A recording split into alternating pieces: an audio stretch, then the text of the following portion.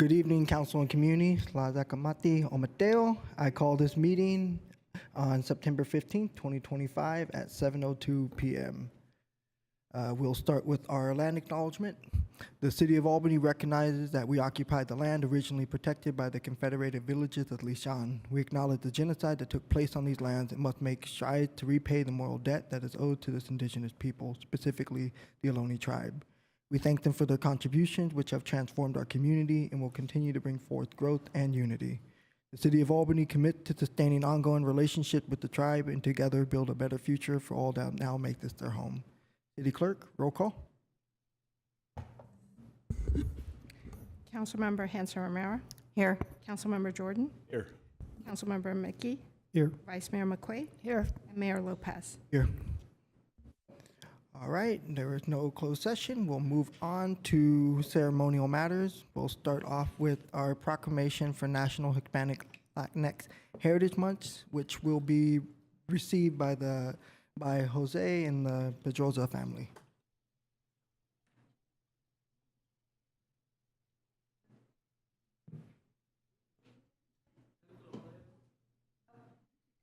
If you want. Yeah, let the camera see you.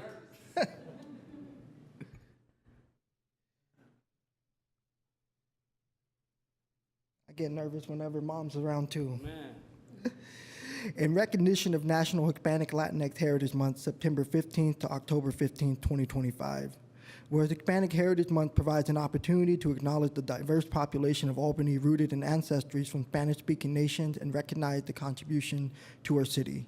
And whereas the observation started in 1968 as Hispanic Heritage Week under President Lyndon B. Johnson and was expanded by President Ronald Reagan in 1988 to cover a 30-day period starting on September 15th and ending October 15th.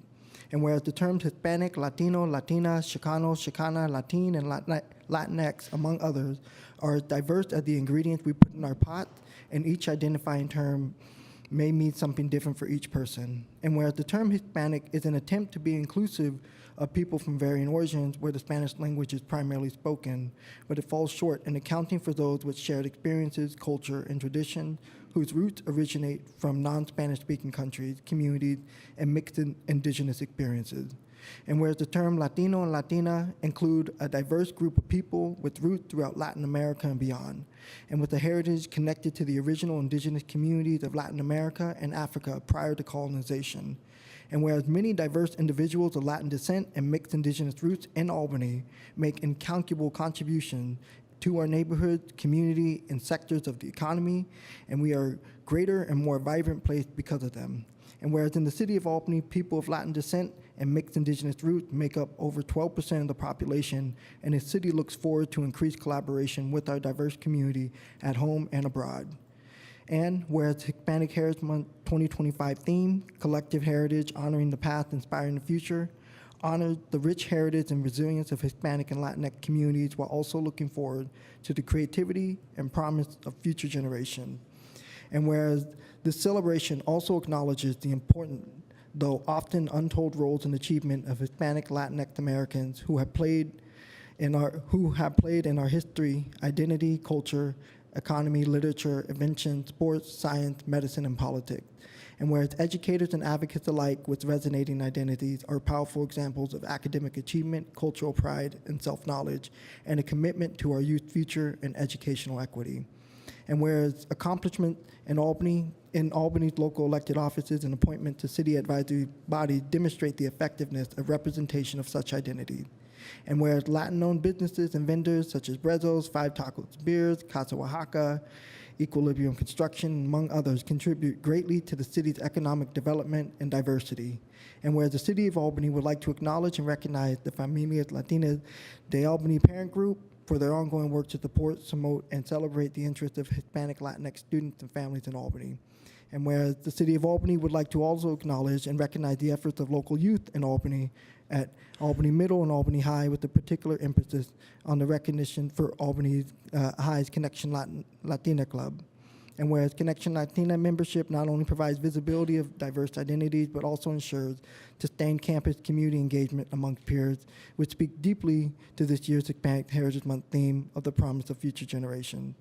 And whereas though proclamations are simply words of acknowledgement, we as a city are committed to collaborative effort to support our community members, especially youth, who truly do shape the future of our city and society at large. Now, therefore, the City of Albany and the Council does hereby proclaim September 15th to October 15th, 2025 as Hispanic Latinx Heritage Month in the City of Albany. We acknowledge the contribution of Hispanic and Latinx people in our community and recognize that our journey to a fully inclusive society is not yet over. And this proclamation is to be received by Jose, who is gonna be a new business owner very soon in Albany, Anahuac, and his mother who runs Talavera in Berkeley. And so I just want to give a shout out that, this is an example of our city working with our local community, and it feels really special, given the resonating identities. But I want to give an opportunity for you, Jose, and your mother, if you had anything to share. Yeah, I'll talk a little bit. I told Robbie, I'm not a big social person. I'm not used to talking to big crowds. But honestly, this word is more for like people like my mom. She first generation Hispanic, came from nothing, lost a husband, lost her son. Now she's a business owner. She owns her own house. So I think it's not about the new restaurant we're opening, but it's for people like her, right? And with Talavera, we were all over the community ever since 2014 till now. We have the best taqueria in the neighborhood, which that's a lot better than having any award on the newspaper, because the neighbors let you know who's there for you. Every time we get a chance to support any schools, and anything to do with any community activities, we're there. And same thing with the new restaurant we're opening, which is on a walk. We're gonna be there 100% with all the schools, everything to do with Solano, everything to do with Albany in total. We're gonna be here 100%, whatever you guys need from us, whatever we could offer. But yeah, man, we're super grateful for having this opportunity to get this before we even open. So once we open, we're definitely gonna put it up, and hopefully we'll see everybody there. Thank you guys so much. Thank you. I believe Jose wants a group photo with all the council as well. Please, yeah. And you lied. You said you weren't good at public speaking. I'm not, man.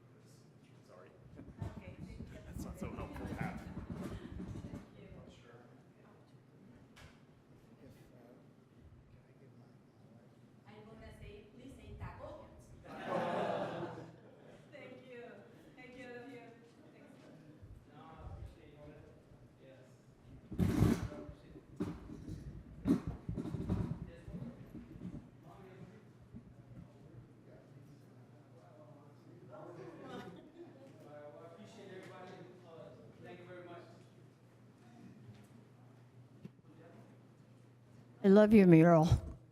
Right, man. You guys see the inside is, the inside is super gorgeous. It's nice. At Talavera, we cater a lot of people that work in the hospitals, fire department, police officers, and honestly, there's nothing on Solano that stays open late enough to recharge, right? People coming from a 12-hour shift at the hospital, and they need somewhere to recharge, right? They cannot just go straight home after all that they went through in the hospitals and stuff. So I feel like if we stay open like 12, I don't want to stay open 1 or 2 because we're not a club. but if we're open till 12, people get off at 10, go have some cocktails, some finger food, and you can go home back to your kids, and you don't have to take that stress off on your kids, on your wife, right? Like, it's just crazy. So yeah, I mean, I hope we're that we charge pot for everybody. The whole neighborhood loves us. Man, it's gonna be good. There's gonna be a lot more businesses, not just 2 Mexican restaurants. But hopefully we'll keep it going. And we love Albany, we love Berkeley, we love this community for sure. And we know you love Albany more. Yeah, honestly, I seriously do, because like we've been over there for like 10 plus years, and we cater all their business, DA's office, Berkeley Health Department, Berkeley City Park, and we never got recognized like we did today. So we love you guys a lot more. So yeah. The more important is the food. This my son all days. The food is good, and the important is making when you heart, right? So me making when my heart to food the food. So coming you Yeah, taste it. That's right. food brings everybody together, and so she's gonna be our chef. We're not. She doesn't want to hire nobody. She's like, no, leave the kitchen to me.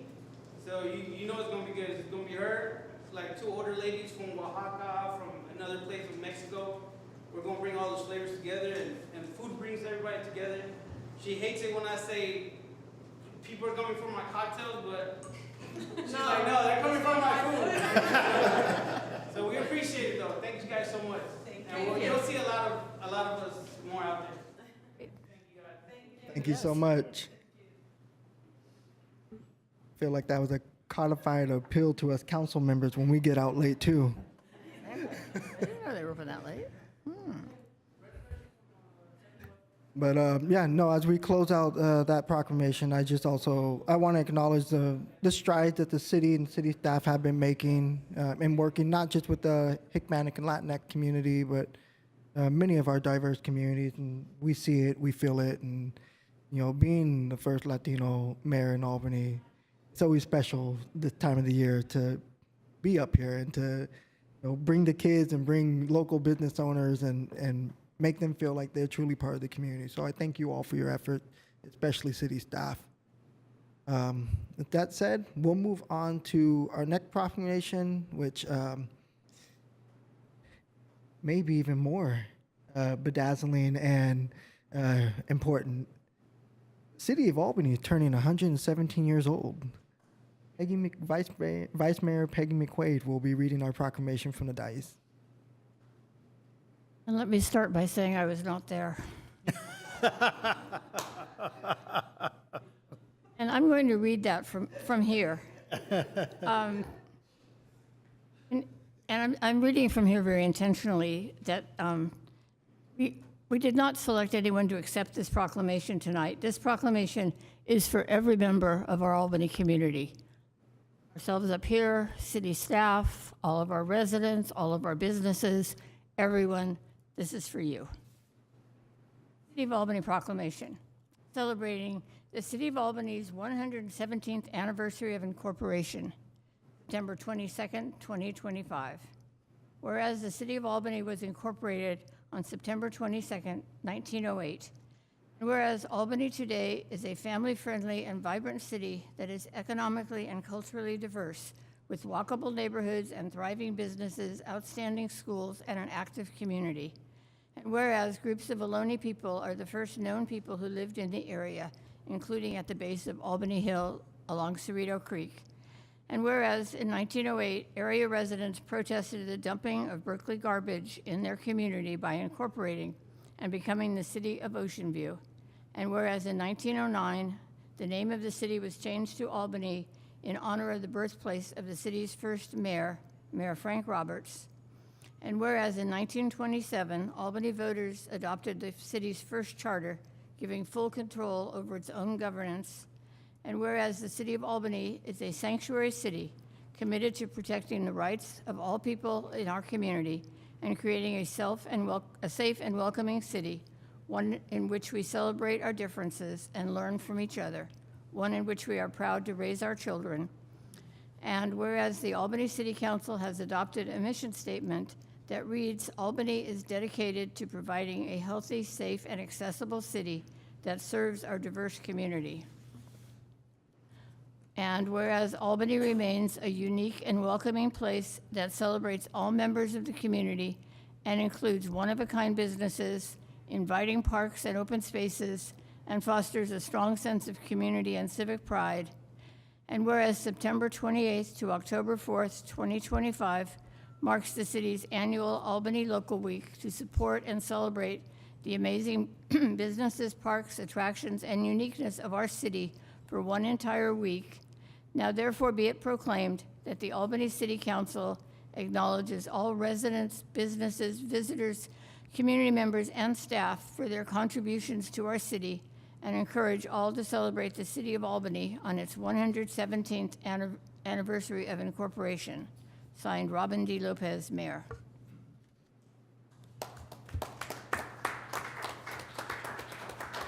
Yes. Peggy, thank you for keeping the mood light with that joke. No, it's a wonder thing to see how far the community has grown. I too was not there. I don't know if that's so obvious or not. But no, it's interesting as I'm hearing you read the proclamation, and then I just think to myself, everything that I read on Wikipedia before moving to Albany and reading about the history, but then moving here and hearing from people whose families have been here for several generations and hearing some of those on-the-ground stories. And I think it's always a wonderful moment when we can celebrate the incorporation of our community, because it gives us a lot to reflect on and to remember what we stand on and our principles that we stand on. They're a badass woman that stood on business and didn't take nothing. We're still here. And we're still here. Well, they're still here. Do we have any other comments from council members? Anyone from the public? All right, not seeing any. We'll move on to item number 5, City Manager's Report. City Manager? Thank you, Mayor. We had an event yesterday in town. I think some of us were there and enjoyed it. So appreciation to everyone involved, especially the Solano Avenue Association for continuing to hold the Solano Stroll. Obviously a beloved event by so many in the community and surrounding communities. And also appreciation to our staff, both public safety and public works, primarily for all of the work leading up to the event and the day of the event to help it run so smoothly. I know that's an understatement in terms of the amount of work that went into it with everyone involved, but fantastic as usual. Another event coming up soon is Dinner with Albany, which will be held at our very own Memorial Park. We do still have tables available after initially selling out. We were able to squeeze a few more in, so if you're still looking for a table, please go to the website to reserve your table, albanyca.gov/dinnerwithalbany. You can also call if you're having trouble with registration, 510-524-9283. Again, looking forward to seeing the entire community celebrating together following the proclamation and the anniversary of our city. More good news, street lighting. The streets will be getting a little brighter at night. About 100 new street light fixtures have been received. Alameda County Public Works is responsible for installing those street lights, and we've found time in their schedule, and they'll be coming out soon, potentially this week, but within the month, and look forward to targeting the completion of the work by the end of October. We will be doing some tree removal and pruning along the BART corridor in coordination with BART. It's tree hazard mitigation work really to keep the safety of the trains and the trees. Be prepared to see some of this removal and pruning on Sunday, September 28th. I would encourage folks to potentially review the last Parks, Recreation, and Open Space Commission that occurred on September 11th, which included a presentation by city staff with regard to a request by the Parks, Recreation, and Open Space Commission, and as worked through our Parks management plan several years ago with regard to a sand volleyball court concept at Ocean View Park. You can find the factual staff report and informational presentation as part of that meeting by going to our website, albanyca.gov/meetings. That work will continue forward and anticipate coming to the council later this fall. We are doing our Fall into Haiku as in years past in coordination and support with the city's Arts Commission. Everyone in the community is invited to submit up to 3 original haiku reflecting on the people, places, and moments that make Albany special. Visit our website to submit your haiku, albanyca.gov/fallintohaiku. As I mentioned at our last meeting, but a reminder, the new textile collection program from Waste Management is scheduled to launch in Albany the week of September 22nd to 26th. This is a first for Waste Management in the region. Residents can place bags of textiles with their regular weekly pickup, with textiles then being sorted into reusables in partnership with Goodwill and recyclables that can transform into new materials. Again, an opportunity to further decrease the overall amount of landfill waste with either recycling or reusing this content. For more information on what can be included in this program, please check the Waste Management website, home.wm.com/Albany. And again, mailers should have been sent citywide. I received mine, and I know Vice Mayor received hers. So any issues with that, we can certainly look into follow-up mailers as helpful. I'm almost there. We've got a lot going on. October and September are very busy. Albany Local Week is also coming up September 28th to October 4th. This, again, celebrates everything within Albany that we want to celebrate together.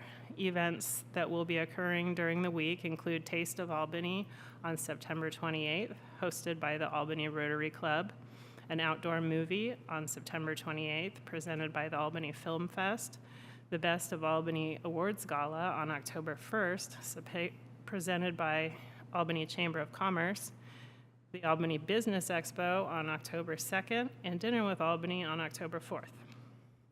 Quite a bit to do that week. And then on October 11th, our fire department will host their fabulous pancake breakfast, which they do every year. This will be from 8 a.m. to noon here in our firehouse. Attendees can enjoy a raffle, a live fire demo, natural gas safety demo, seeing the fire engines, and meeting Sparky the fire dog. All are welcome. Tickets are $8 for adults and $5 for children 12 and younger. And as a reminder, the proceeds benefit the Elisa Ann Roosh Byrne Foundation. As part of that event, we will also have a mini city expo here in our parking lot, showing a bunch of different information booths from each of our city departments, hoping to reach people while they're waiting in line for pancakes, either incoming or outgoing.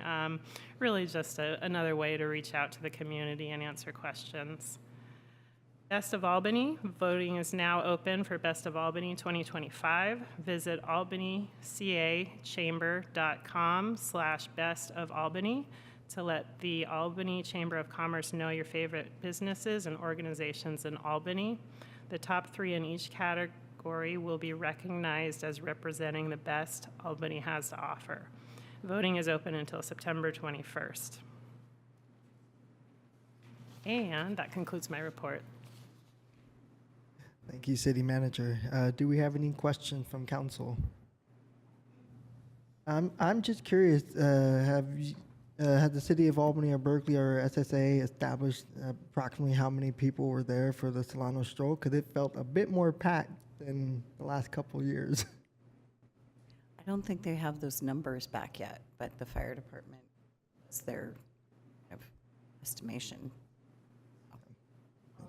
Yeah, it was great, but not great trying to get through the crowd. I was like, I like this, I don't like it. Do we have any questions from the public for the city manager's report?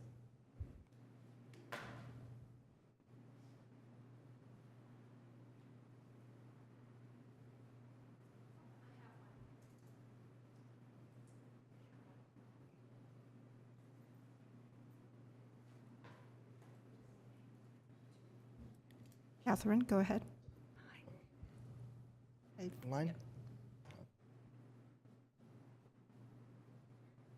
Catherine? Oh, yeah, me? No. No.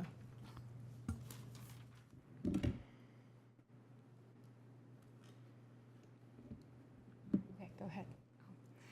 Thanks for your time. It's good to see everybody. And the last time I saw you, I was here for the Asian American Proclamation, and I've always enjoyed an opportunity to come see you and address you. My main question is, because I just got the email about the volleyball sand courts, my question, Ms. Manager, is was there a focus group performed? Was there public comment that was invited before the sand volleyball court was paid for and designed and proposed? Because it looks like there's many reasons why it's not the best, first of all, location, because there's not enough room. The ones that are volleyball parents say that it's similar to a ping pong table. You need a lot of space, and it's butt up, and the redwood trees are right into the space, so it's a horrible location just to play volleyball. Am I out of time? Oh, okay. Well, so that's my question, is was there even a focus group before we spent the money to design this? Thank you for your question. City Manager? Sure, happy to answer the question. I would encourage anyone seeking more information on to look at that staff report. It walks through the history of the analysis done to date. And yes, there have been several focus groups on it through the Park Recs Open Space Commission. Thank you. And is our individual online able to connect? Oh. All right. Lowered their hand. All right. We will move on to Comment, not a question, but I just wanted to add on to what our city manager said about the stroll, and just thanking again all of city staff working with both Albany and Berkeley together.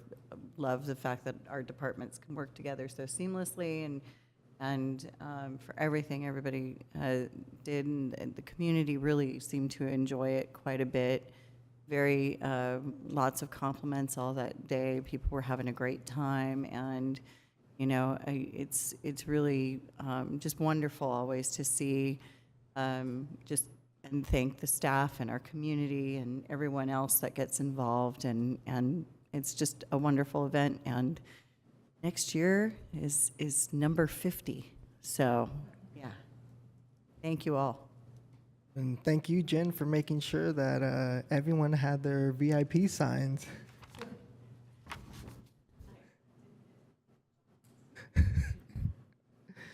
With that said, we'll close out the city manager report. Again, thank you, city manager, and we'll move on to good of the city public comment.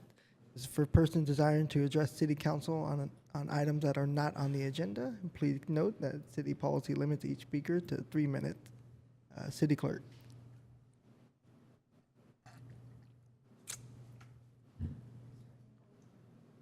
Sorry, is there anyone in the room for public comment? Go ahead, I'm sorry, we're going by order, sorry. Stephen Alpert, and then Joe Matera and Ishan Chen.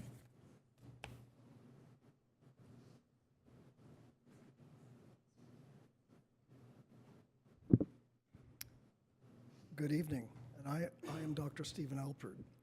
Albany adheres only to the absolute minimum state mandate of alerting only those within 300 feet of proposed new construction by postcards mailed 10 days before a first project hearing. Moreover, Albany does not require that signs be posted at the project site detailing the proposed construction. For almost 2 years, my wife and I and over a dozen individuals have requested that the council consider expanding public notification beyond 300 feet, as enacted by other California municipalities. To date, the council has refused to address this issue. Alerting only those within 300 feet limits public discourse, allowing the Planning and Zoning Commission to propose. The council is then pushed through new projects, no matter how inappropriate, with minimal awareness and input from the public. Such was the case for the oversized 5-story modern box proposed for 1600 Solano Avenue. Clearly, 1600 Solano is not functionally appropriate, nor harmonious with the surrounding Craftsman-era buildings, in total violation of Albany's planning and zoning mission statement, as shown here.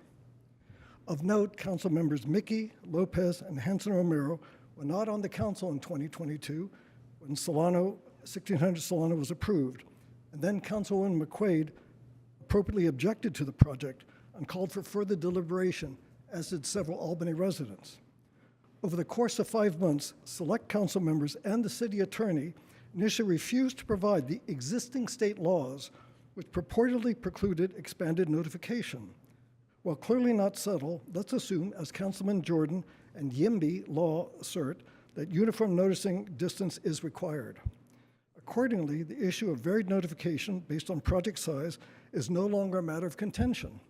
Uniform notice greater than 300 feet for all new construction seems appropriate. There is no legal reason why Albany cannot expand public notification for new construction, and the council has run out of excuses as to why it refuses to address this issue. As is evident, one half of the Albany Forward duo is no longer on the council, and during the last election, Councilman Jordan received the least number of cast votes for the 3 open positions. Albany residents appear to have registered their displeasure at city officials who ignore their concerns. If this council generally believes that alerting only those within 300 feet of all new construction is only 10 days before a hearing is appropriate, then defend that practice. Submit 300 feet notification as a meeting agenda item to allow for extended, in-depth public discussion. Why does the council refuse to do this? Albany deserves better than the absolute minimum. Thank you for the opportunity to address the council. Thank you for your comment.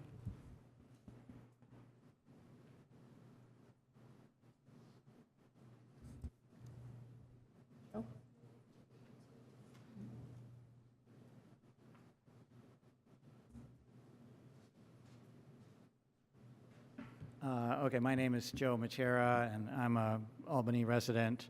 I'm speaking on the sand volleyball court, which we just found out about. I guess the process has been going on for a while, but we just found out about it, and we really like that little green, quiet green, lovely open space that's there at Ocean View Park right now.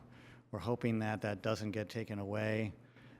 That current little green space that they want to turn into a beach volleyball court is actually very multi-use right now, including volleyball.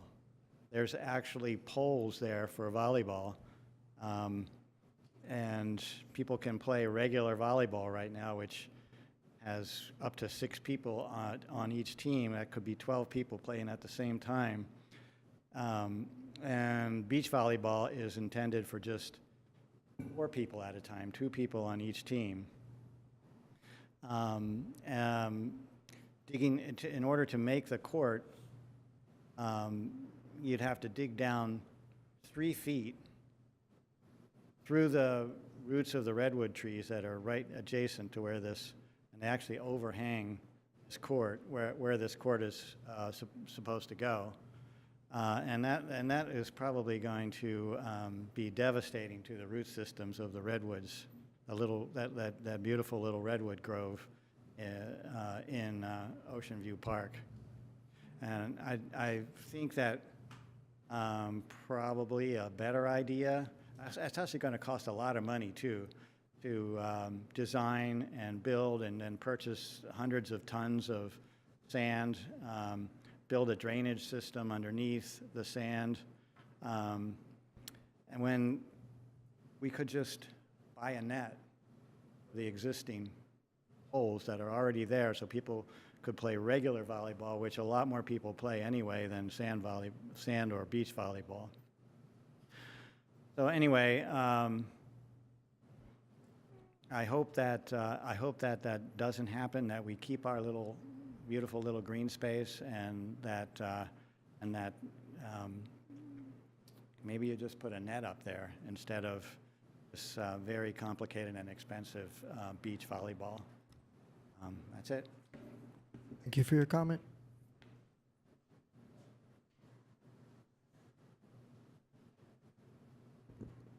Hello, my name is Ishan Chen, and I'm here to ask the City Council to pause on the sand volleyball court design at Ocean View Park, because I believe taking a step back now is not a failure of the City Council. It's a sign of thoughtful, responsible leadership. There's still strong community support for exploring a sand volleyball court here in Albany, just not at Ocean View. Let's take the time to revisit this project, study better alternatives like Peggy Thompson Park, Memorial Park, or Albany Bulb to ensure any future facilities serve the community well without sacrificing a well-used green open space, especially in a hot day like today. It's a perfect space for just relaxing. And I was there watering my, plot at the garden, and people enjoy it. It's beneficial for our community. And I also have two kids went to Albany High, so I have a lot of people in the community that I know actually play volleyball. And in the last week, I've talked to them, and they all agreed that tucking this one volleyball court underneath the redwood trees at Ocean View Park is a terrible idea, because the tree overhang would drop a lot of leaves and litter the sand, and it's a barefoot game. So you have to pick up the leaves all the time. That's not sustainable. And also because it's not enclosed or fenced in, so there's at night people could like drink and hang out. So you have broken glass. So that could be dangerous for the player. And cats would poop in the sand. That's just a reality for unenclosed sand volleyball court. And you need a fair amount of space outside the court boundary to play, because it's more like ping pong or soccer. You need a lot of perimeter space to make it work. But there's simply not enough space in this place. There's already a grass volleyball court there. So why don't we just have the net? Why we imported 300 tons of sand to have this sort of two-persons team, sand volleyball court. We should just, reconsider this thing. I hope this, all those above reasons that based on my conversation with other volleyball player would give you, enough warning about this is really not the right place. A beach volleyball, this is a beach volleyball, should be at the beach. Thank you. Thank you for your comment.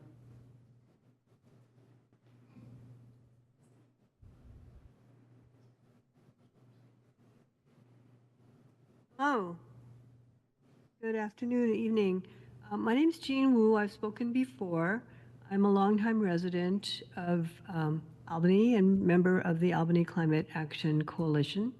And I just want to bring up once again the importance of focusing some or all of the climate action important thoughts and priorities on developing a resilience hub for the City of Albany residents in case of a disaster or other emergency at the Albany Community Center. The center is perfectly oriented, it has plenty of room, it already has a working kitchen that's due to be upgraded. It has something they call an EOC, I discovered, which is an emergency operations center in the basement, which needs to be upgraded as well. And if it includes, as I think it should, with the help of AVA, Community Energy, a full-scale solar and battery system, it could absorb a lot of the needs of the community in case there's a large-scale earthquake or flood or fire or other power outage that may affect large numbers of people. It also could provide cooling. It has space to do that and probably needs an upgrade of its HVAC as well. I would just highly recommend that this stay on your top priority list, become part of the climate action work for the next 3 to 5 years, and that the city actively look for funding. I did speak with someone from something called the Albany Foundation, didn't know that existed, and they said yes, they would be interested in helping to fund such an item. So hoping that we keep this on the radar and bring it forward probably every month until we can get one done. Thank you. Thank you for your comment.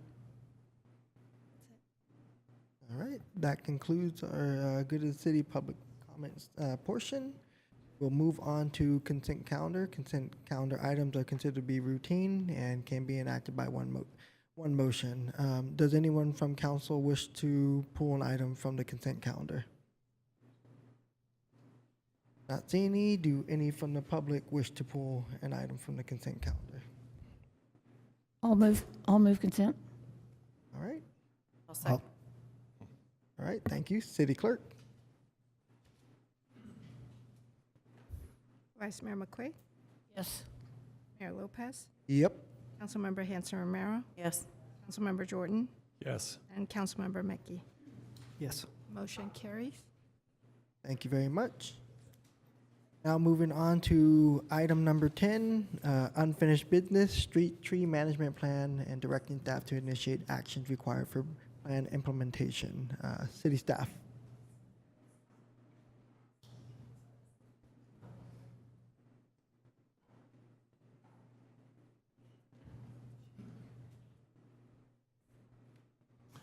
All right, well, while Ann is pulling up the presentation, I'll give a brief introduction.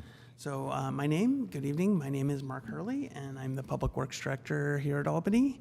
And the item before us tonight is approval of the draft street tree management plan. And I want to make one clarification. The plan that's attached to the agenda tonight is intended to be the final draft. So there are some formatting issues that we're still looking to resolve, and the intent is to, unless we get any substantive comments, we are going to complete our formatting. If there's a tweak of language or two, we can accommodate that, but the intent would be to finalize it without coming to council again. So I'm joined here tonight by two of our consultants who worked really hard on this plan for a long period of time. We have Daria Barrar and Ryan Suttle from Hort Science Bartlett Consulting. I'm going to give a brief overview of how the document was developed, and then they're going to dive into the details of what's included in the project, in the plan.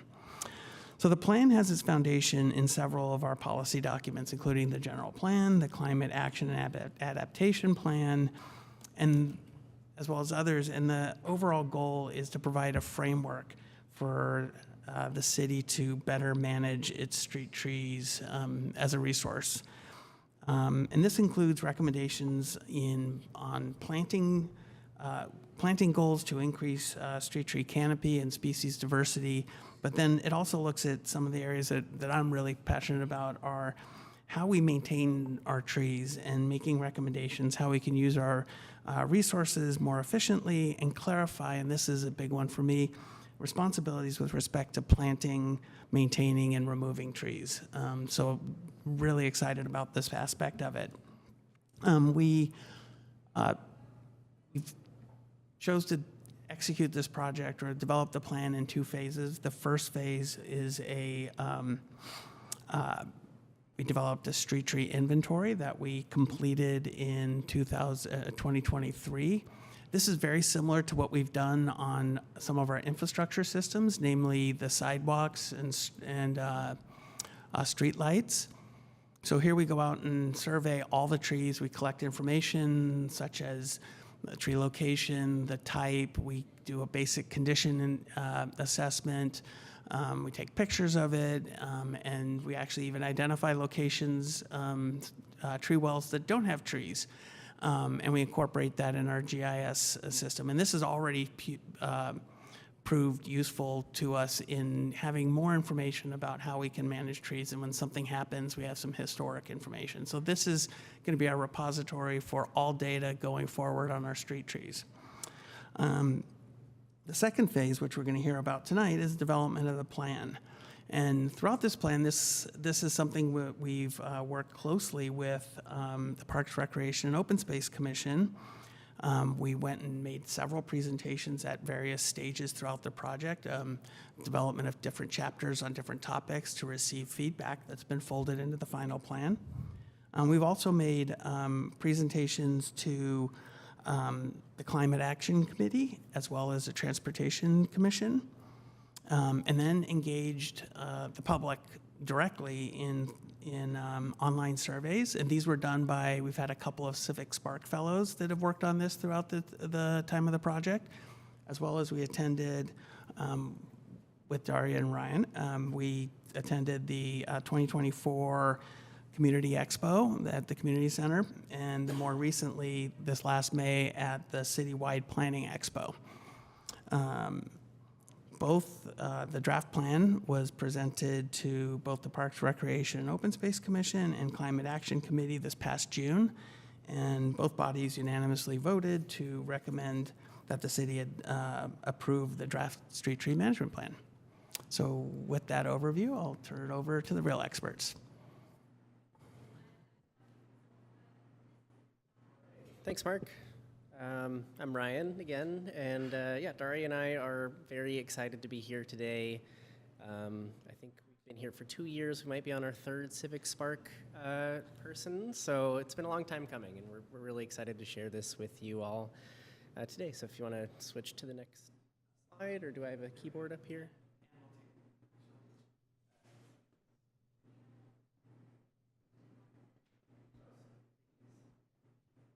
I'm going to go over broadly each chapter here. There's 6 chapters that set up the framework included in this document.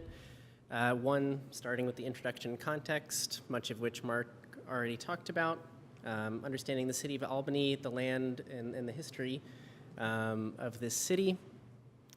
Third, we analyzed the street tree inventory to look at the resource that Albany already has, the population demographics of the trees themselves in terms of condition, species, as well as the benefits that they're already bringing the community here in Albany.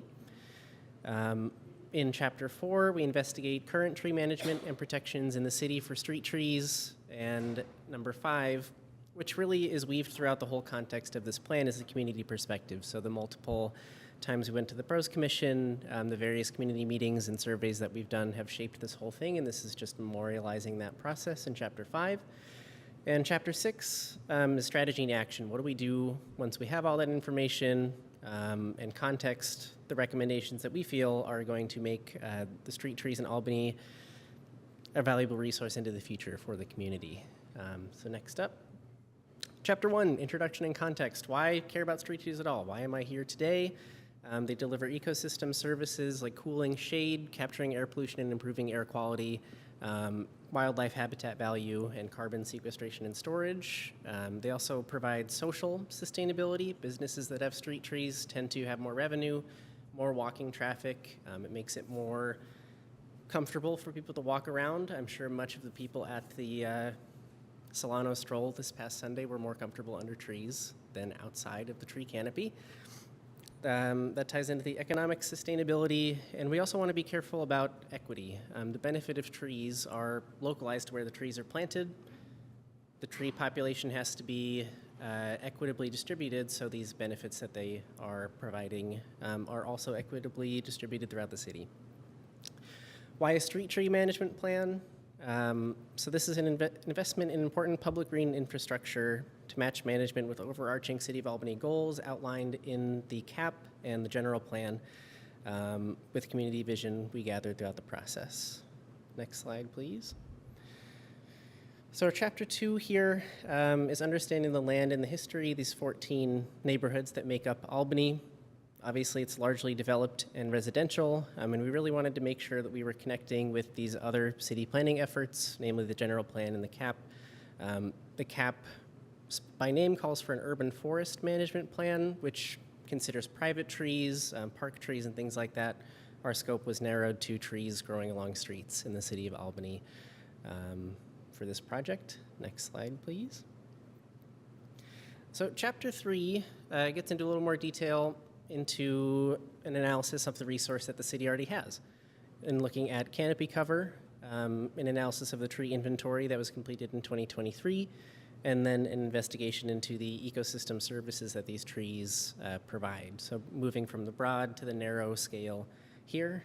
Next slide, please. All right, so we used a software called iTree Canopy. It's created by the U.S. Forest Service, and it categorizes using aerial imagery canopy cover. So we wanted to see what percentage the city currently has in order to shape goals to bring us into the future. Citywide, our estimation was roughly 19% canopy cover, which is fairly common for Bay Area cities. But one important note here is that only 1 out of every 5 trees, roughly, as far as percentage goes here, is attributable to street trees. So most of the trees in Albany that make up that canopy are either private, parkland, or Albany Hill has a lot of canopy cover. And impervious surfaces made up the largest amount. So these are areas that would really benefit from additional tree canopy in cooling through radiant heat, not allowing them to absorb so much sun. So this really makes a strong case for, 1, preserving the existing canopy cover in the city, and 2, potentially expanding it to address some of these climate change inspired goals.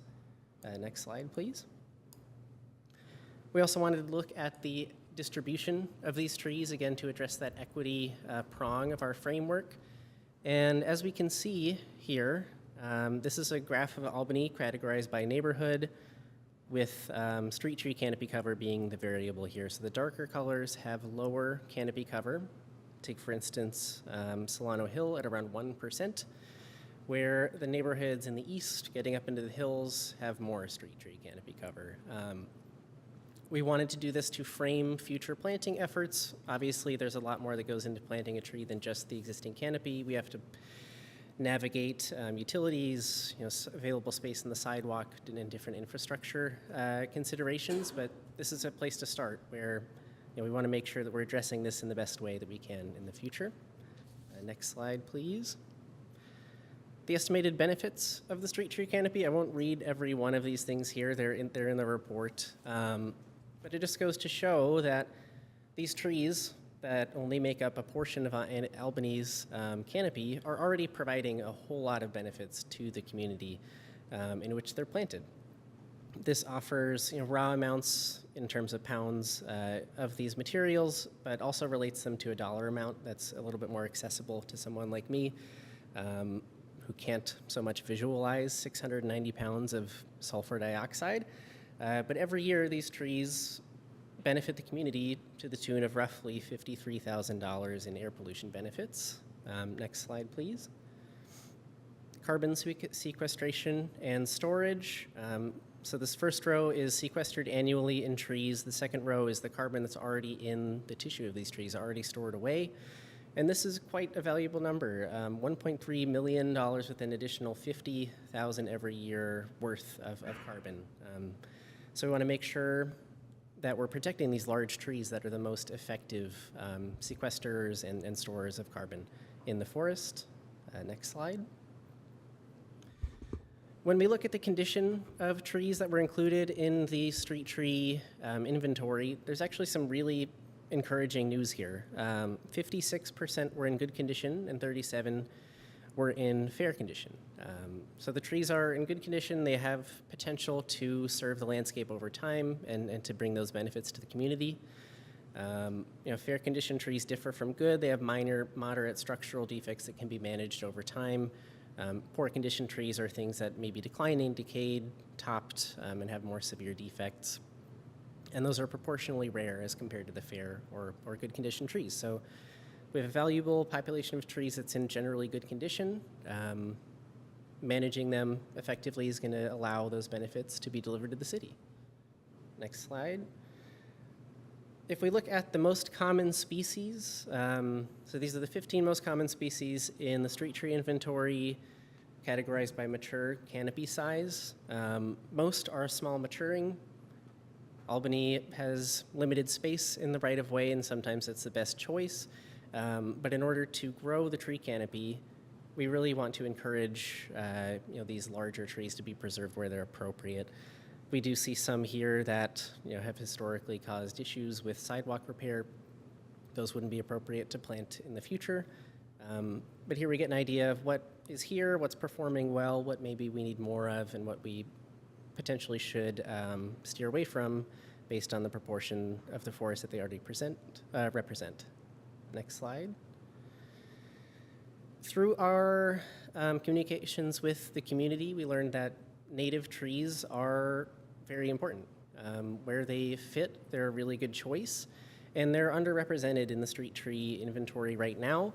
Around 2% of the trees belong to species that are native to the Albany area, so that's coast live oak, California buckeye, toyon, coast redwood, things like that.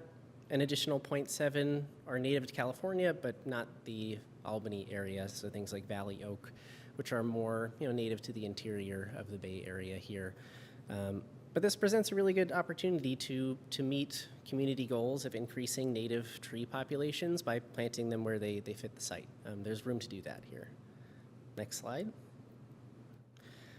So chapter 4 is next. That's looking into the current tree management and protections. Albany currently has a shared maintenance agreement where the property owner adjacent to the tree is responsible for pruning the tree over its lifetime. And the city does some reactive tree maintenance work. They're notified by a problem, sometimes they'll prune it, things like that. We wanted to compare this to nearby municipalities to get an idea of what people are doing out there and how it's working. We compared to 8 nearby municipalities with similar tree population demographics, and out of those 8, 7 proactively maintain street trees. Proactive maintenance would look something like a scheduled inspection of all the trees and managing them based on those inspections. So it's more cyclical, proactive, and less reactionary, which is a little bit hard to plan for. Next slide. Moving into our community outreach section that's been a part of every chapter so far, we conducted an online survey and interviews. The survey was available from April 12th to June 8th, 2024.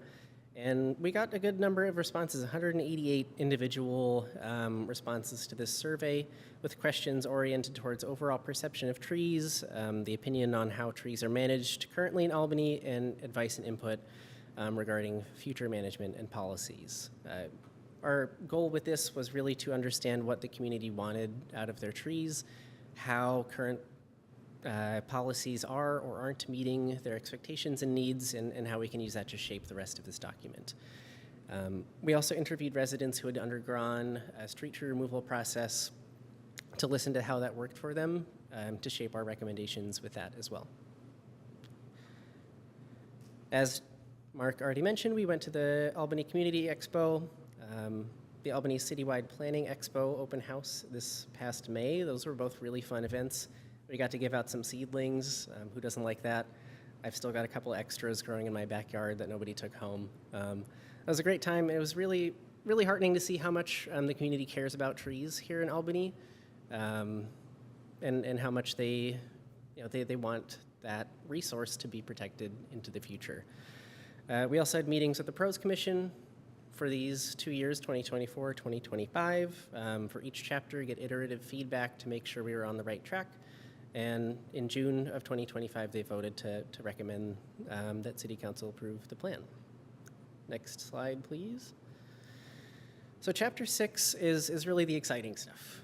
This is what happens next, what we think, considering the context and the history and the resource that Albany already has, combining that with the community vision, what next steps might be to make this tree management program really strong and to protect this resource and maximize the benefits into the future that it can provide to the community.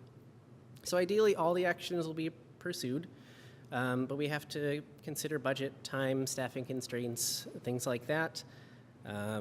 There are a whole host of goals in this document that some are relatively easy to implement and some are more challenging, some will take some more time. So it's our intention that this plan be regularly revisited to evaluate progress against these suggested actions and to see, to kind of benchmark that way over time.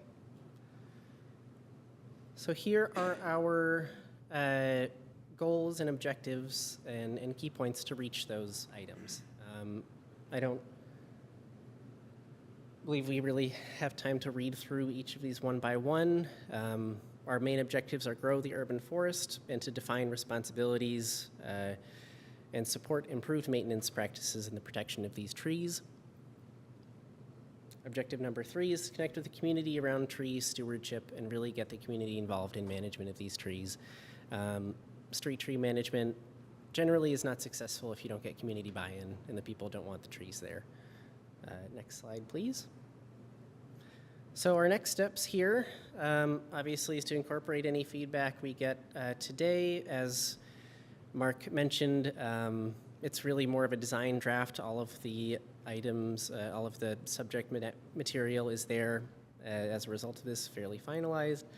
We've been working hard to finalize the design process and are happy with the direction that it's going.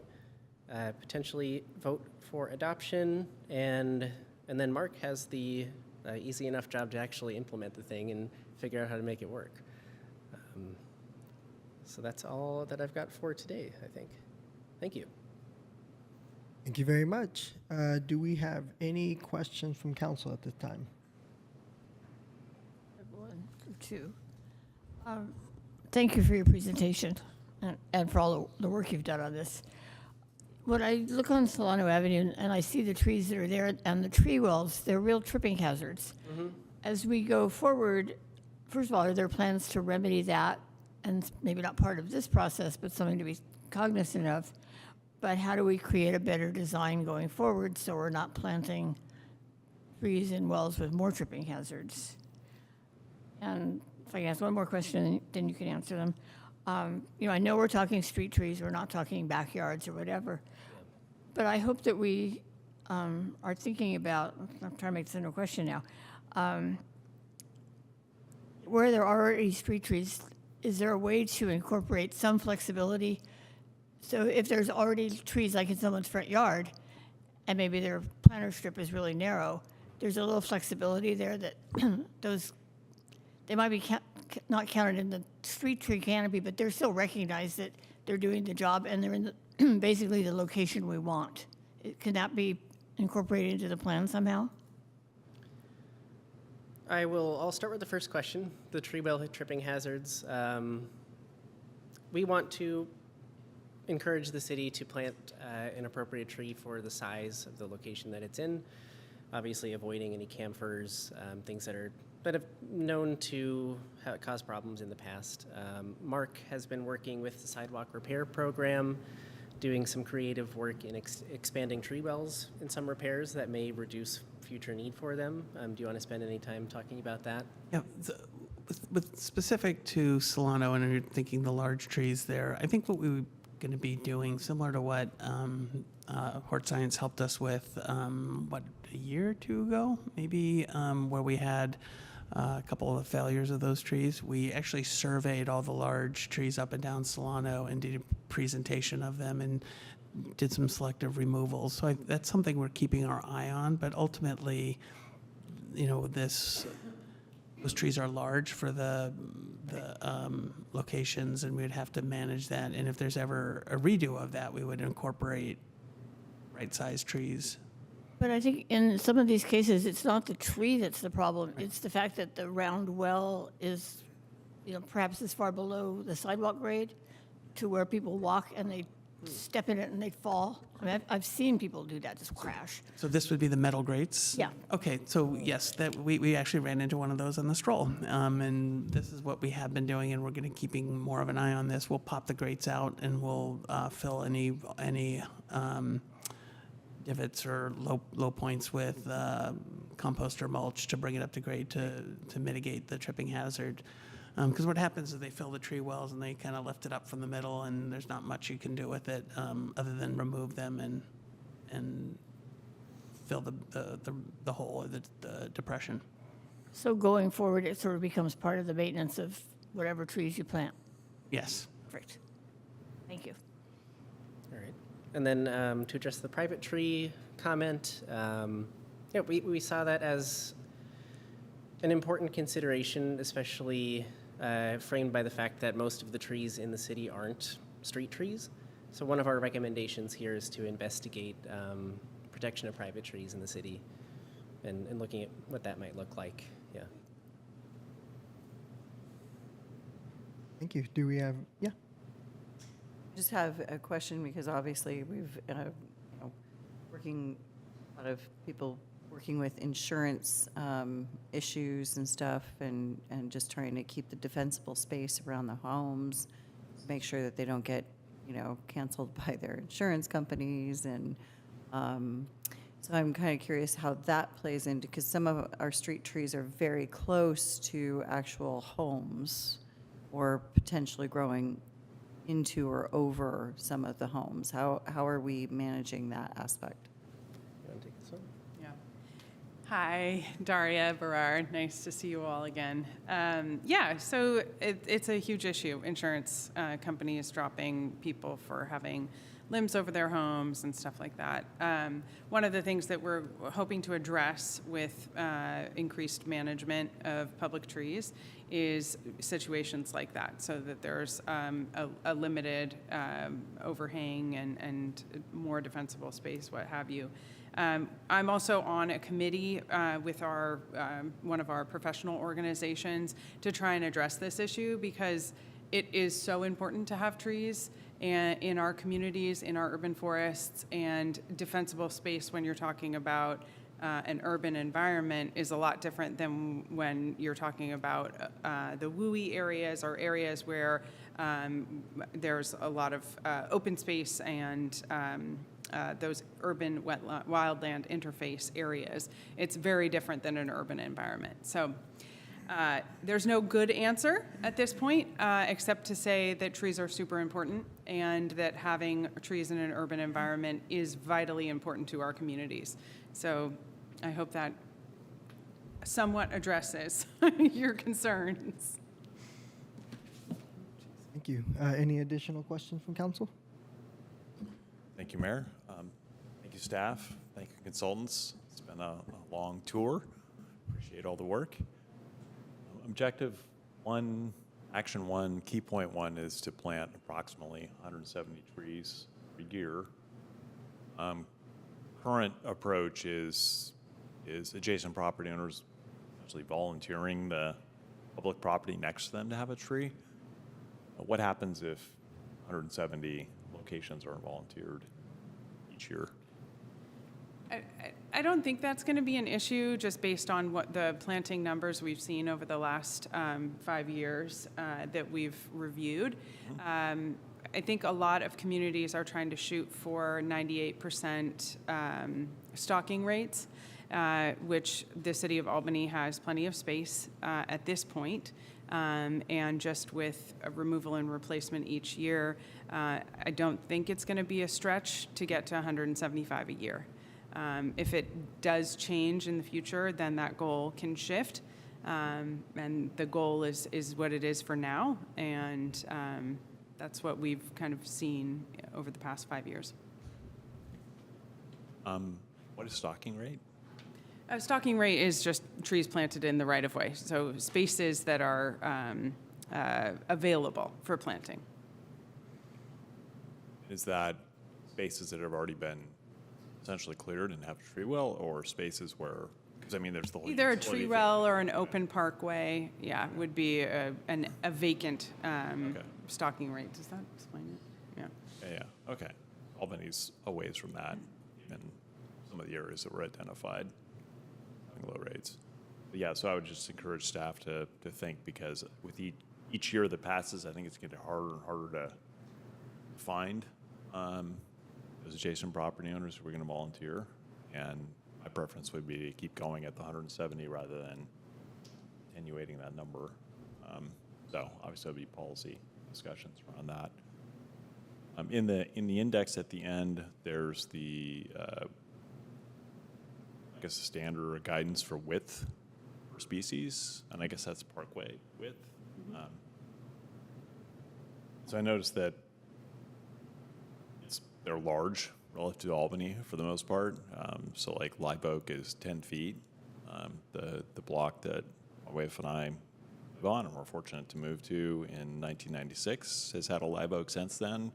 We have about a 3 to 3.5 foot wide parkway, and is essentially the trunk is grown to the size that it covers all the way from the sidewalk to the curb, which it did really before disrupting either because of the nature of the root systems of those trees. So I just wanted to put a marker in that width seems overly conservative, just based on evidence of that species and other species that I've seen around, which have been able to do the same thing, where they basically fill the entire space. They otherwise seem to be healthy trees to my eye. I'm not an expert, but it's been there for 30 years, and yeah. So, yeah, those are. I guess, do you have a perspective on these street widths that are in this table? I may imagine there's very few cities where those widths are actually attained. Certainly, yeah. And that data is sourced from UFEI Select Tree. It's a compendium of trees. They have a note where, like you mentioned, they're often grown in smaller locations. In practice, that's rarely achievable. So it's a way to kind of aspirationally present what kind of the ideal would be. Obviously, you want to give it the largest possible if it's a large tree. But yeah, that's an excellent point. Thank you. I guess it would be, an analogy comes to mind for design for active transportation. So sort of the standard transportation engineering guidebooks are very conservative. And so there's an organization of urban planners that got together and created an alternative set of guides. And I would think that those who actually work in urban forestry would perhaps come up with guidelines that are more realistic based on what's been observed out in the field in cities. So I don't know how the cities can handle that information in that table, given that almost none of the trees are viable for our parkways. So I would say this would be a starting point, and just knowing the process that we go through to plant any tree. It's not a look at it and, and that's what the chart says and that's the only thing. We work with the property owner, look at the spot, look at the species that they're interested in, and how have they fared in other areas of the city? And I think that's the big component where we can dial in. Sure, it doesn't meet exactly the requirements, but they're thriving in different areas, or they're not thriving, or they're causing problems, and that would help guide the decision. Great, thanks. So I don't think there's a perfect tool that we're going to come up with. It's going to always mean somebody to be on top of it. Yeah. Thank you for taking all my questions and input, both tonight and along the way of the years. Much appreciated. Thank you. Did we have any questions from Councilmember Mickey? I have lots of discussion points. I build on some of Preston's questions. I have one quick question. Well, first, again, thank you for the presentation. I know this has been quite the lift, and I appreciate it, and I'm happy with where we're at right now. I noticed, though, for the engagement portion, it notes under Goal 2, Objective 3, one of the key points is to engage with local community groups and urban forest stewardship activities. And then I went through the detailed pages further down on the report. However, I didn't see any mention of the potentiality of connecting with educational institutions. I feel like we are potentially missing out on perhaps connecting with UC Berkeley's Master of Forestry program, partly because there's probably a wealth of students who are looking for opportunity to engage some urban forest activities, considering many of them have had their funding cut. I speak from personal experience, being in the same department as our Master of Forestry program. I'm in ESPM at UC Berkeley, but I would imagine there's an opportunity there to connect, and that there could very well be a couple forestry students that live right here in UC Village could benefit from this opportunity. Many in the department, as far as I'm aware, are always looking for outreach opportunities, and this could be one way in which we're meeting our goals and stepping up to the plate as a city, but also providing opportunities for the next generation of arborists and foresters.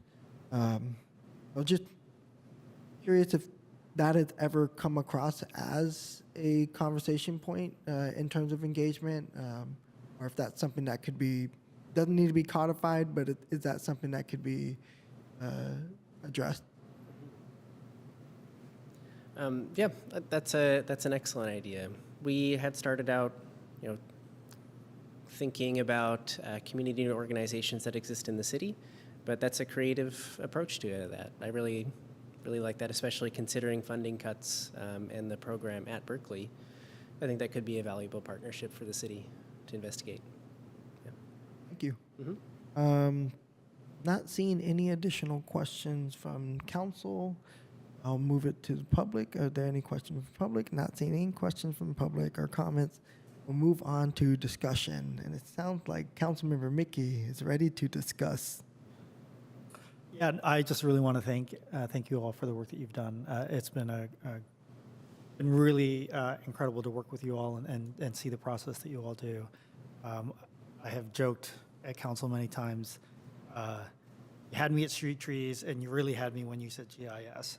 And I joke. I mean, I kind of joke, but it's I think street trees make such a difference on our streets for the way that you experience a street. All the things that you talked about, carbon sequestration, all the value that brings to it. I think the one benefit that I learned through working with arborists and street designers was street trees, when chosen the right kind, can also extend the life of your asphalt. Which, if you think about that we have to go through, and we have to get heavy machinery out there that's running on diesel, and we tear up the asphalt, and then there's all the embedded carbon in all of that. That's something that can help us in the long term. I share Councilmember Jordan's concerns about, how do we reach 170 trees? I think we at some point will start to get to the point where, yes, there are many streets that don't have trees, but now you're talking about 18 inches as a planter strip, or you're talking about having to remove a bunch of concrete. I think that's not to say that we shouldn't keep pushing on the street trees, but I think it, to me, brings to mind that we need to continue as a city to push the urban forestry side of this. And so next step being really like, where in our parks can we plant more trees? Where at the school district can we plant more trees? Earlier today, we had a conversation there was discussion about the loss of trees potentially at Ocean View Park. I look at Ocean View Elementary, and I love the new campus. I love everything they do, but I also look at all their outdoor courts, and I'm like, wouldn't it be nice if there were some shade trees there, right? So I think to really meet the overall goal, I think you likely need to shift and be ready to start putting trees elsewhere in the city, because we are going to run into issues. In terms of the planter strip, I want to win that Powerball, but I just can't win it. And we as a city can't buy tickets. But I think one of the really important things that you all do in the database that you provide us is the street width, but also the information about if you're under a power line, don't plant one of these tall trees, but plant the shorter trees, right? And every street in Albany has a power line on one side of the street. And so I geek out about GIS, but that should tell us right away which side of the street should we expect smaller trees, which side should we expect bigger trees. Generally speaking, shorter trees don't necessarily need as big of a planter strip. Wild generalization there. But if we're talking about trying to get the taller trees, the bigger canopy, that means on the non-power line side. If we're going to do traffic calming, maybe that's a side that Public Works is going out there and staff is going out there, and they're like, we're moving that curb 3 feet in because the right-of-way can handle it. Tree gets 3 more feet, still flow through planter, and really give our trees the best chance at a long life. Trees will do miraculous things in small spaces, but that doesn't mean that they're necessarily happy. I've been super excited about this because I love talking about streets and street trees, traffic calming, sidewalks, storm sewer, stuff you see under the water. We have opportunities like in Portland. We keep hearing about the flooding that happens with, Portland. If you look at an aerial, that's also one of the widest streets. And it's like, maybe that's a street where we put green infrastructure, which lets us plant bigger trees, which lets us deal with stormwater. And that's all money. But I'm nervous that we're about to go down a road of planting 170 trees a year in less than ideal conditions. And to be honest with you, I'll take that for now, but I want to know that we're moving to a place where we're planting trees in more ideal. We probably will not reach 10-foot planter strips. I love the idea, Peggy, that you're talking about. Well, maybe those trees are actually happening on the property side of the sidewalk. So it's really what is still often still public land. So, but the tree has more room to grow. And again, if I pass the magic wand of having lots of money, it's like I found out relatively recently that my sidewalk, between my sidewalk and my front property line is 5 feet. But between my sidewalk and the curb is 3 feet. If you move that sidewalk 3 feet, suddenly you have a planter strip that a large number of trees would really like to have 6 feet. That's expensive. But I think if we're talking about something that's a tree that's supposed to last 50 to 100 years, maybe that makes sense. Or maybe we just plant it on the, leave the sidewalk areas and plant it on the private side of the sidewalk. I hit the point about making sure that we think about trees elsewhere. That was my spiel. Sorry. I'm really excited.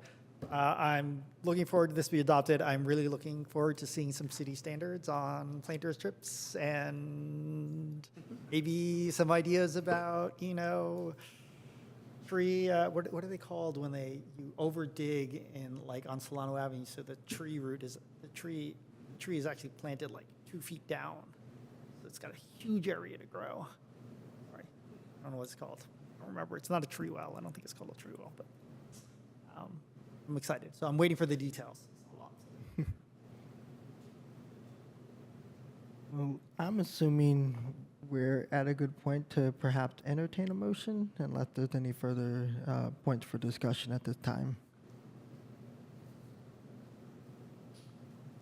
Yeah, I can take a pass at this. So I'll move Resolution 2025-55 with the proviso that there may be some editorial changes, graphics changes to polish it out, but there won't be technical or policy changes. I'll second. Thank you. City Clerk? Councilmember Hanson Romero, Yes. Councilmember Jordan, Yes. Councilmember Mickey, Yes. Vice Mayor McQuaid, Yes. Mayor Lopez. Yep. The motion carries. Thank you very much, City Clerk, and thank you, consultants and city staff. Thank you.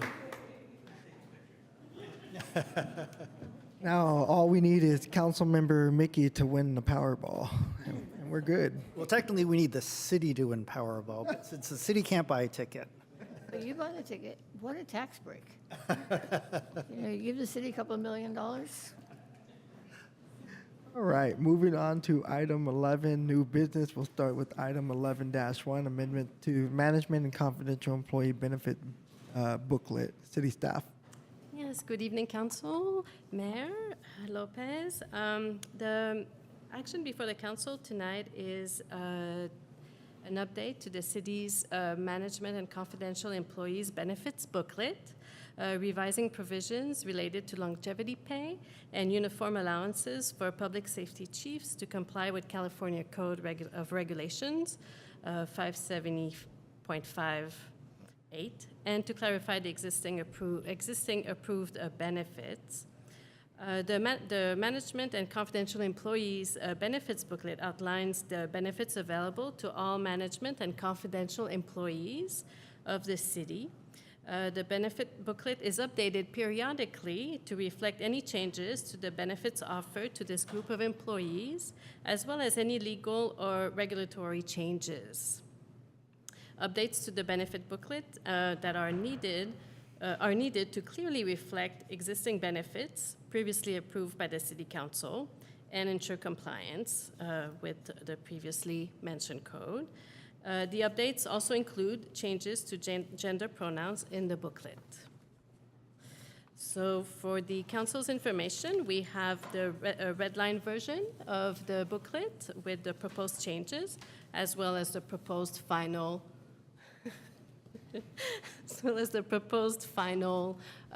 copy. of the management booklet. Thank you very much. And just so we're clear, our city manager was not attacking our city attorney. You're out of control. I will open up. Got a mosquito situation happening over here, so. I'll open it up for any questions from council. No question from council. Do we have any questions or comments from the public? Not seeing any. Bringing it back to council for discussion. I'll move resolution 2025-62. I'll second. Thank you. City clerk? Councilmember Mickey? Yes. Sorry about that. A bit of drinking. Vice Mayor McQuaid? Yes. Mayor Lopez? Yep. Councilmember Hanson Romero? Yes. And Councilmember Jordan? Yes. Motion carries. Thank you very much. Now moving on to item 11-2, updated salary schedule for City of Albany employees, city staff. Yes, so the second item I have for you this evening is in accordance with the ratified MOU with the APOA and the SEIU. Staff has prepared an updated salary schedule to reflect the salary adjustments effective in fiscal year 25-26. Although these salary adjustments were previously approved as part of the MOU ratification process, CalPERS requires the city to adopt a publicly available pay schedule whenever employee compensation is adjusted. So we've attached the revised salary schedule to the staff report for the council's information. And also, in addition to the negotiated adjustments, the proposed salary schedule includes a 3% COLA and a market equity adjustment for all represented employee classifications effective for the first full pay period in October. These increases are intended to maintain internal equity and ensure compensation remains competitive with comparable agencies. And as far as financial consideration, funding for the proposed salary adjustments is accommodated within the current budget projections. Therefore, no additional appropriation of funds is needed. Thank you very much. Any questions from council? Not seeing any. Any questions or comments from the public? Nobody's here. Bringing it back to council for discussion. If there's no discussion, I'll entertain a motion. I'll move resolution 2025-63. I'll second. Thank you. City clerk? Mayor Lopez? Yep. Councilmember Hanson Romero? Yes. Councilmember Jordan? Yes. Councilmember Mickey? Yes. And Vice Mayor McQuaid? Yes. And the motion carries. Thank you very much. Thank you. Now moving on to item number 12, council subcommittee reports. We will start off with Councilmember Mickey. No meetings to report, but I did attend the stroll. Stroll was wonderful, as always. It felt very lively this year. It was really great to see everyone out. There was a lot of great Albany merch out there this year, which I really appreciated. But that's it for my report. Thank you. Vice Mayor McQuaid? Thank you. I attended a meeting of the County Housing Authority with the mayor. I attended the mayor's conference in Oakland last week, and again was at the stroll yesterday. It was great. It was I think it was one of the better ones in recent history. Even though I was on the phone with Jen on Saturday, worried. Just a little worried. Wait until we hit number 50 under your leadership. That'd be great. Oh yeah. Councilmember Jordan. Yes, the Mosquito Abatement District met. You have in the last failed month. us. I'm not doing my job, apparently. But they're over here too. Are they over here too? They're all over John. I tried to quietly kill one, but the problem is you need to Yeah. really slap to get them. I kept getting away, and then it moved towards Ann, and I was like, uh-oh. Yeah. Work to be done. At least we're part of the Mosquito Abatement District now, which I don't think we're getting our money's worth. I know. So, yeah. No, people at home over here thinking we're throwing hands up here. It was friendly. So it did, there was a presentation on what's called the Green Pools program, which is pretty amazing. And this is a program that used to entail basically staff knocking on doors, which was fraught in a whole number of ways. And with the IT director that was hired a few years ago, he's been able to actually largely bring it into the office. And so they have a overflight that they contract for, and then they use AI to identify green pools and then validate them manually and then send notices, and they get about 90% compliance. So just, a green pool is a pool that's not maintained, and each one can generate tens of thousands of mosquitoes. So it's very critical, and they've really brought down the cost. So it's just another example of the innovation of this agency. The Alameda County Transportation Commission, it's PLC, what is PLC? Planning Policy and Legislation Committee met, and it's going into its next act of transportation plan development. And one item I want to highlight is it's taking what Albany has done around sidewalks and bringing it to county scale. I mean, obviously not exactly a measure and a property tax measure to fund it, but just to read some parts under the pedestrian needs assessment. The plan will gather information on jurisdictions' sidewalk maintenance practices, and then it will have a Safe System Academy, which will include sidewalk maintenance best practices. So something that's been a long time coming, but I think it's finally being recognized that sidewalks are part of our transportation structure that needs to be. Thank you. Councilmember Hanson Romero. Obviously, I attended the stroll yesterday. I got to ring the bell in the fire truck. It was very exciting. I also wanted to say, I was really, I meant to say this earlier, I was really,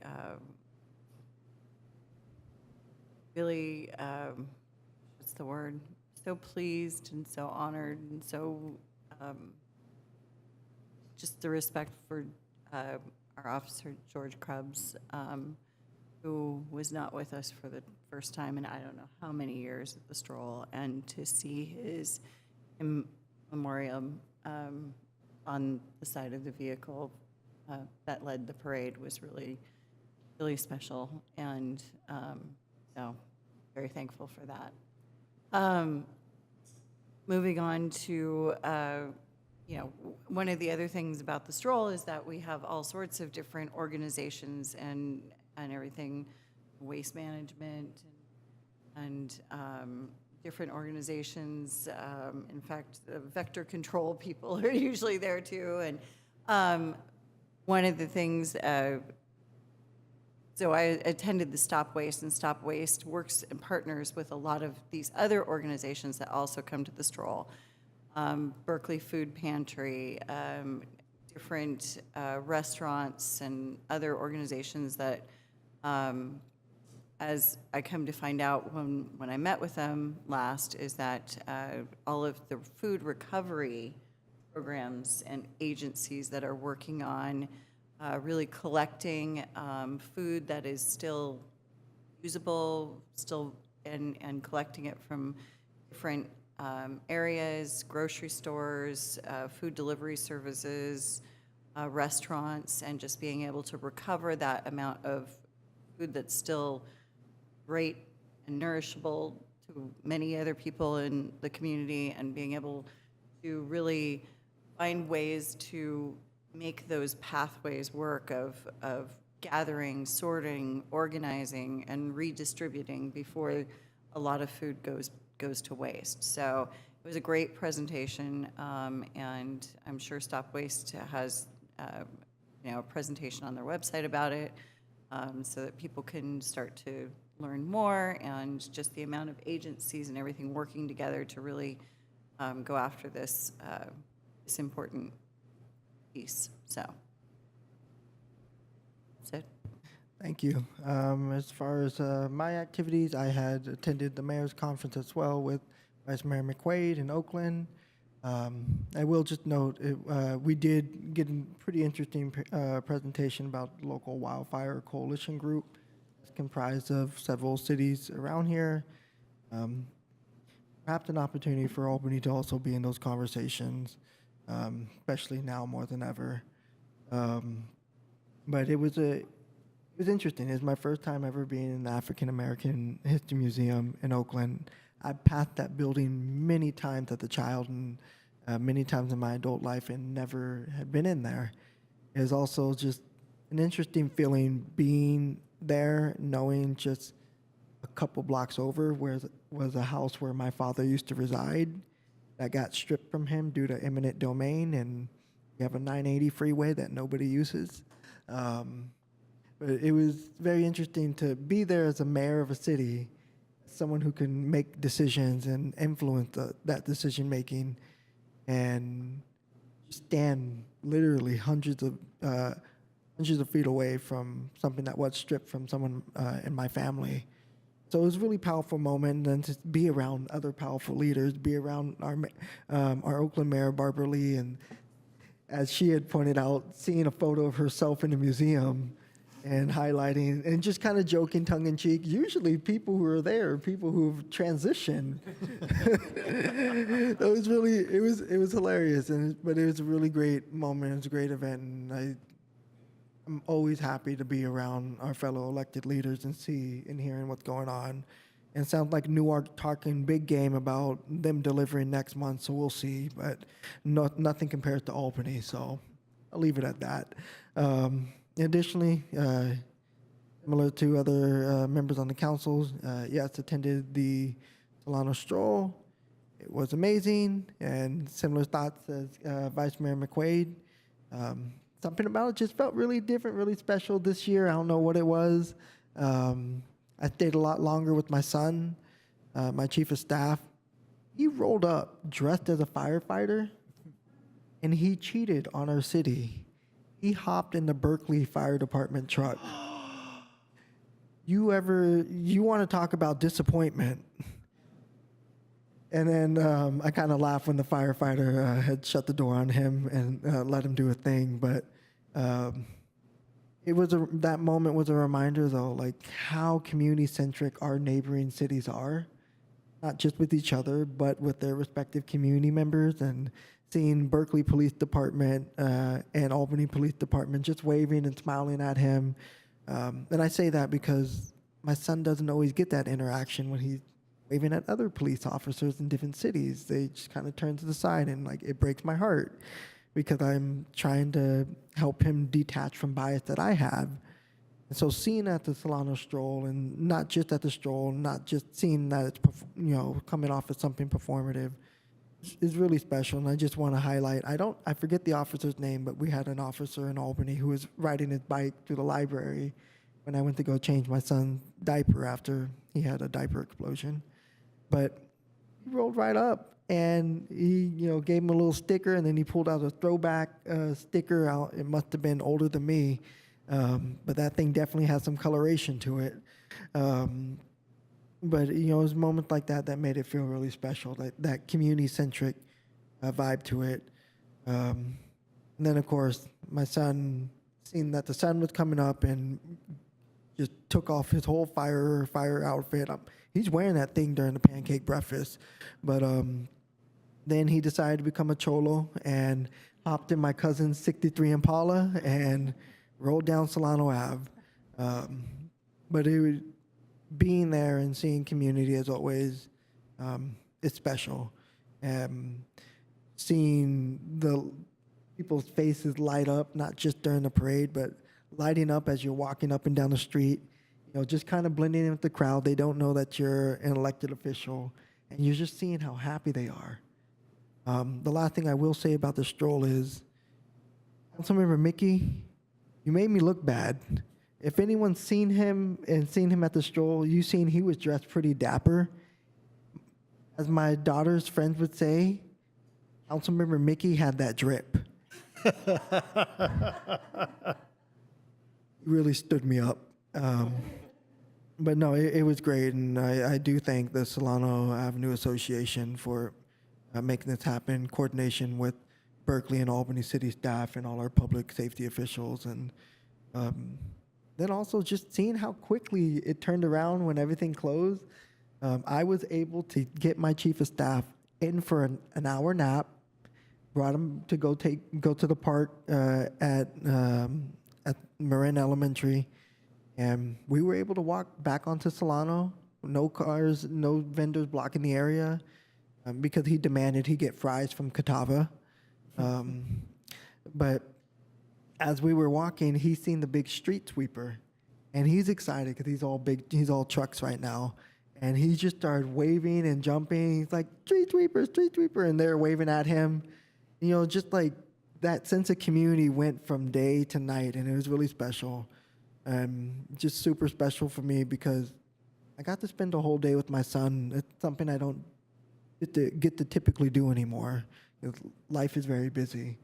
But being able to do that, being able to support my daughter while she's dancing, seeing Jen with her daughter as well, and we're just over here indoctrinating our kids to be like change agents, it's dope.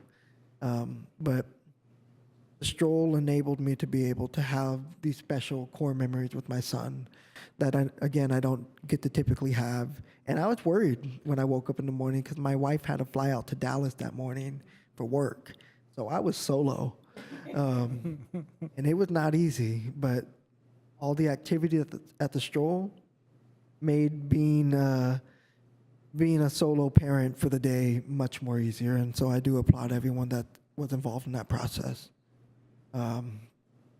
That wraps up my report, and that's just my long-winded way of saying shout out to everyone that made that happen and made my son feel like he was the center of the universe. Aside from Councilmember Mickey and all that drip that he had. Is that a Labubu you had on you at the? I was representing the Golden State Valkyries on Sunday. It was watch the game or be at Solana Stroll, and I was at Solana Stroll, but I could still represent You should have seen him. He was dripped out. He had I think a crossbody bag. Like, no, I'm bringing mine to the next council meeting. Mm-hmm. As long as it doesn't have any brown stuff on it, it's all good. And that's how fights happen. Those weren't mosquitoes, folks. I will give advice to other council members. If you don't ride in the fire truck with the bell, when you hear the horn going off, you're probably the one making it go off because the firefighters don't do that. I did not realize that there are on the floor a whole series of sirens that you can set off. The horn, the mechanical siren, or the electrical siren. And I kept wondering, who's making all this noise?